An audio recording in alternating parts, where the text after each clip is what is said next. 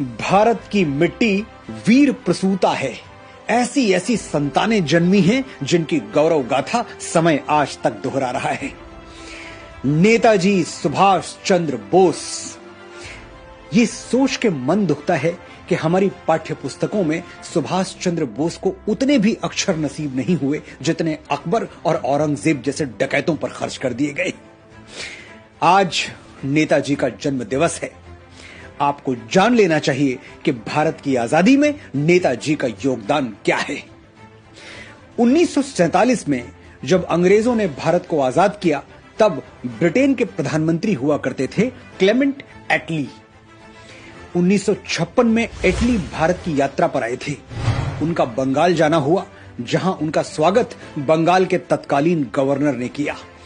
मैं आपको उस स्वागत की नहीं बल्कि उस सवाल की कहानी सुनाऊंगा जो भारत की आजादी के बारे में आपकी सोच बदल देगा। गवर्नर साहब ने पूछा, मिस्टर एटली, 1942 में भारत छोड़ो आंदोलन ठंडा पड़ चुका था। उसके बाद कोई बड़ा आंदोलन हुआ नहीं। अब चाहते तो इंडिया पर राज करते रहते। ऐसा क्यों हुआ कि आप सामान बांधकर वापस इंग्लैंड चले गए? एटली ने जवाब दिया, role played by Netaji's army was paramount in India being granted independence।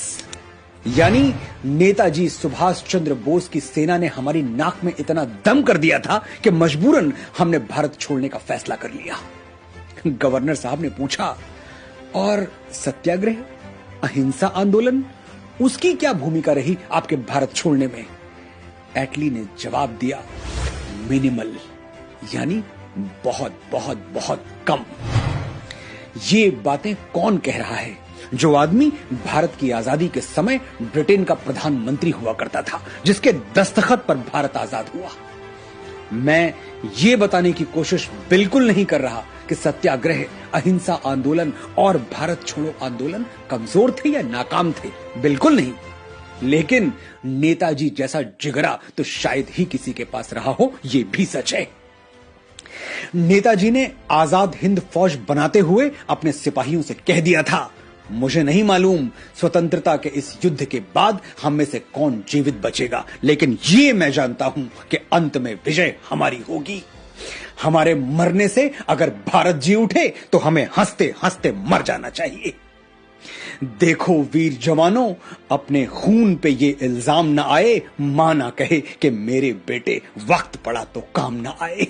Netaji की स्मृतियों को शत शत नमन।